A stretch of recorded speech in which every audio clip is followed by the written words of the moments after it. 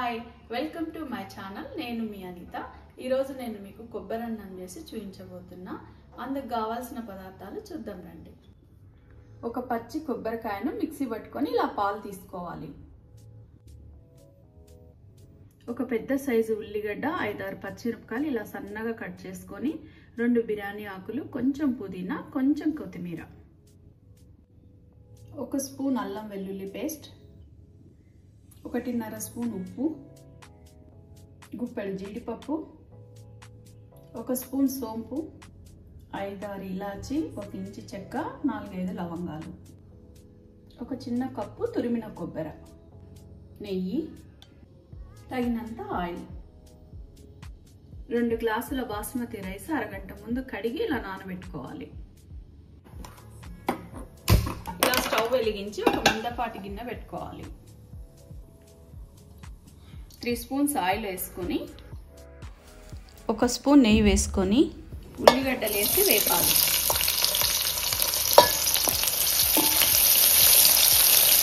ఉల్లిగడ్డలు ఇలా ట్రాన్స్పరెంట్గా అయ్యాక చెక్క, లవంగా, ఇలాచి వేసి వేపుతూ సోపు కూడా వేసుకోవాలి.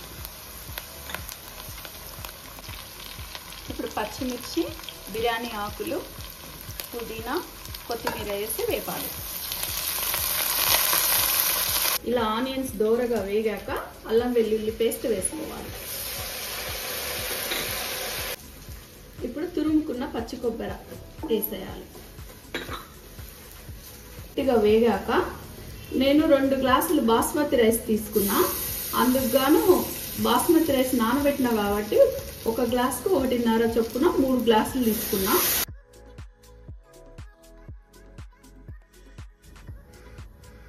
ఉప్పేసి మూత పెట్టి ఎసరు పొర్లించుకోవాలి. ఇలా ఎసరు పొంగాక నానబెట్టుకున్న బియ్యం వడేసుకొని కలుపుకోవాలి.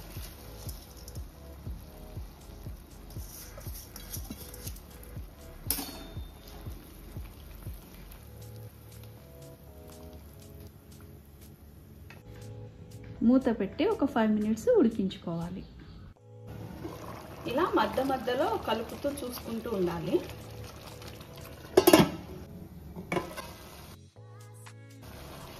ఈ స్టేజ్లో స్టవ్ సిమ్లో పెట్టుకొని దీనికి ఒక చిన్న తడక వేస్తాం.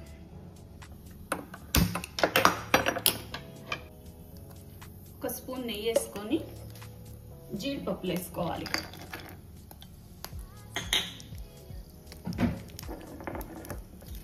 ఇవి లైట్ బ్రౌన్ కలర్ వచ్చేదాకా వేయించుకోవాలి.